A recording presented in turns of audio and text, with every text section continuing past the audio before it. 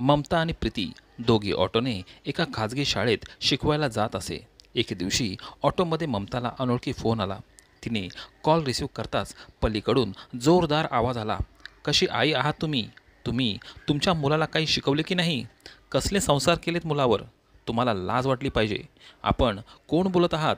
तुम्ही कोणाला फोन लावलात? तुम्ही माझ्याशी असं कसं बोलू शकता? ममताने कॉलरला प्रश्न विचारला. मी DSP अशोक. मला फक्त तुमच्याशी बोलायचं आहे. तुमचं नाव ममता आहे ना? हो सर, ममता बोलते. काय झालं आहे सर? तुमचा मुलगा मोहित युनिव्हर्सिटी कॅम्पसमध्ये BSc करतोय ना? आता तो माझ्या समोरच आहे. काय झालं माझ्या मोहितला? मोहितचे नाव येताच ममता घाबरून बोलली. तुमचा मुलगा त्याच्या 3 मित्रांसह ड्रग्ज घेताना पकडला गेला आहे. तो बिनबापाचा मुलगा आहे आणि तुम्ही त्याला असे संस्कार दिले आहेत. NDPS कायद्याअंतर्गत मोहितला ड्रग्ज घेतल्याबद्दल कलम 15 अंतर्गत 1 ते 20 वर्षाच्या सश्रम कारावासाची शिक्षा ठोठावण्यात आली आहे. सोबत 1 लाख रुपयापर्यंत दंड अशी दोन्ही शिक्षा होऊ शकते. मी त्याचा चार्ज रिपोर्ट तयार करत होतो. वाटलं एकदा सांगावं तरच फाईल तयार करेन. मोहितने ड्रग्ज घेतल्याने ऐकून ममताच्या पायाखालची जमीनच सरकली. फोनवरच DSPंनी आपल्या हवालदाराला कडक आवाजात आदेश दिला. या बदमाशांना 4-5 फटके द्या. अभ्यासाच्या नावाखाली हे आईवडिलांच्या डोळ्यात धूळ फेक करत आहेत. आई अशी करत आहेत. साल्यांना अशी अक्कल थोडी येणार. हरामजादे ड्रग्ज घेतात. त्यानंतर मोहित आणि त्याच्या मित्रांकडून किंचाळण्याचे आणि ओरडण्याचे आवाज आले. मोहित ममताला विनवणी करत होता. मम्मी प्लीज मला वाचव. ते मला मारतील, तुरुंगात पाठवतील. मी शपथ घेतो मम्मी, मी पुन्हा कधीच ड्रग्ज घेणार नाही. सिगरेटही सोडेन. मी फक्त अभ्यासावर लक्ष ठेवीन. वाचव मला. मोहितचा विव्हळण्याचा आवाज ऐकून ममता खूप घाबरली. तिचे हातपाय थरथरू लागले. तिने फोनवर रिक्वेस्ट केली आणि म्हणाली, सर प्लीज माझ्या मुलाला मोहितला सोडा. तुम्हाला हवे तेवढे पैसे मी द्यायला तयार आहे. कृपया माझ्या मुलाला तुरुंगात टाकू नका. मी तुमच्या पाया पडते. ठीक आहे, रडू नका. प्रकरण खूप गुंतागुंतीचे आहे. आता देणे घेणे करूनच काही काम होईल. मी काहीतरी करतो. पण त्याआधी मी तुम्हाला एक नंबर पाठवत आहे. त्यावर 50,000 ट्रान्स्फर करा. 50,000 रुपये? हे खूप पैसे आहेत. हे कमी करू शकत नाहीत का? माझ्या अकाउंटमध्ये इतके पैसे नाहीत. हे खूपच आहेत. मुलगा तुरुंगात जाण्याच्या मार्गावर आहे आणि आई सौदेबाजी करत आहे. तो बाप नसलेला मुलगा आहे आणि ही त्याची पहिली चूक आहे. म्हणून मी त्याला वाचवत आहे. जर मी त्याला तुरुंगात पाठवले तर त्याची संपूर्ण लाईफ उद्ध्वस्त होईल. माझ्या ठिकाणी दुसरा कोणी असता तर त्याने 1 लाखापेक्षा कमी घेतले नसते. मी तुम्हाला 10 मिनिटांची वेळ देतो. 10 मिनिटात पैसे आले तर ठीक आहे, नाहीतर मी काहीच करू शकणार नाही. एवढे बोलून DSPने कॉल कट केला. ममताचा चेहरा लाल झालेला पाहून प्रीती म्हणाली, काय झालं ममता? कोणाचा फोन होता? सगळं ठीक आहे ना? माझा मुलगा. ममताच्या तोंडातून शब्द निघेना.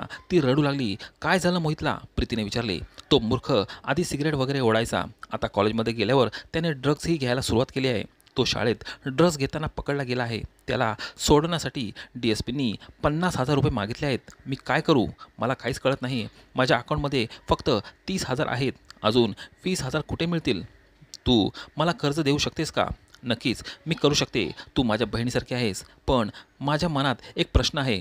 एवढी मोठी घटना घडली पण मोहितच्या कॉलेजमधून एकही फोन आला नाही. त्यांनी तुला ही गोष्ट कळवायला हवी होती. पैसे ट्रान्स्फर करण्याआधी एकदा मोहितच्या शाळेत फोन करून बघ जरा. जर मोहितने खरंच ड्रग्ज घेताना पकडला असेल आणि तो पोलीस ठाण्यात असेल तर आपण 50,000 रुपये देऊन मोहितची सुटका करू. हे सगळं करताना उशीर होता कामा नये, कारण DSPने फक्त 10 मिनिटाचा वेळ दिला आहे. ममता घाबरून बोलली, काळजी करू नकोस. तुझा फोन दे. मी कॉलेजला फोन करून मोहितची चौकशी करते. प्रीतीने कॉलेजमधील नंबरची चौकशी केली असता मोहित कॉलेजमध्ये उपस्थित असून त्याच्या वर्गात शिकत असल्याचे तिला समजले. हे ऐकून ममता आणि प्रीती दोघेही हायसे वाटले. तिला समजले की हा कॉल अशा लोकांचा आहे जे लोकांना फसवतात. जेव्हा त्यांचा मेंदू काम करत नाही मग त्यांना घाबरून ठगतात. प्रीतीने खोटा झालेल्या DSPला धडा शिकवण्याचा निर्णय घेतला आणि ज्या नंबरवरून फोन केला होता त्यावर पोलीस तक्रार दाखल केली. 10 मिनिटांनंतर लगेचच 50,000 मागणारा कॉल आला. प्रीतीने ममताच्या हातातून मोबाईल घेतला आणि तो रिसीव्ह केला. 10 मिनिटे झाली पण अजून पैसे आले नाहीत. काय करताय तुम्ही? तुम्हाला तुमच्या मुलाची काळजी आहे की नाही? नाही, मी तुझ्याबद्दल विचार करते बाळा.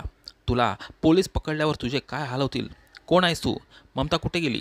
आवाजातला बदल पाहून DSP असलेल्या अशोकने विचारले. मी DIG ऑफिसमधून बोलत आहे. तुझ्यावर पाळत ठेवणारी आमची टीम तुझा नंबर ट्रेस करेल आणि काही वेळात तुमच्यापर्यंत पोचेल. हे ऐकून DSP झालेल्या व्यक्तीने फोन डिस्कनेक्ट केला आणि मोबाईल बंद केला. आज प्रीती मॅडमच्या शहाणपणामुळे ममता मॅडम फसवणूक होण्यापासून थोडक्यात बचावल्या होत्या. बेरोजगार दिमागवाले लोक हे लोकांच्या भावनांची खेळून ठगण्याची अशी पद्धत अवलंबत आहेत आणि लोकांचे पैसे लुबाडत आहेत.